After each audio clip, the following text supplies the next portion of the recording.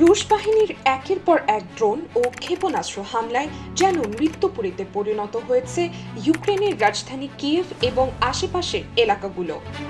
বিধ্বংসী এ হামলায় নিহত হয়েছেন কমপক্ষে 17 জন এবং আহত হয়েছেন 40 জনেরও বেশি। ইউক্রেনের প্রেসিডেন্ট ভলোদিমির জেলেনস্কির দপ্তর থেকে দেওয়া এক বিবৃতিতে এ তথ্য নিশ্চিত করা হয়েছে।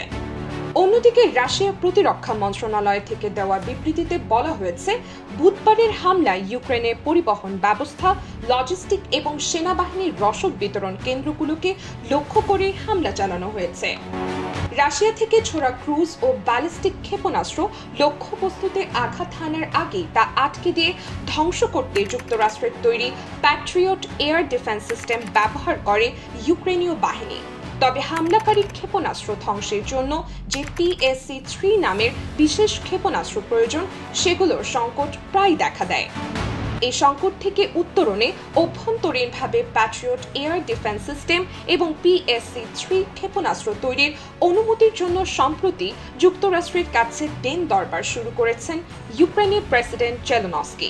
এমন সময় হামলার এ ঘটনা ঘটল। হামলার পর জেলেনস্কির দপ্তর থেকে দেওয়া বিবৃতিতে বলা হয়েছে, আমাদের হাতে প্যাট্রিয়ট ব্যালিস্টিক ইন্টারসেপ্টর থাকলে আজকের এই হামলা এবং প্রাণহানি এড়ানো সম্ভব হতো। এদিকে যুক্তরাষ্ট্র এখন পর্যন্ত ইউক্রেনকে প্যাট্রিয়ট এয়ার ডিফেন্সের প্রযুক্তি হস্তান্তরের ব্যাপারে সবুজ সংকেত দেয়নি। আয়েশা নিঝুম, নিউজ ডেস্ক, দেশ বাংলা।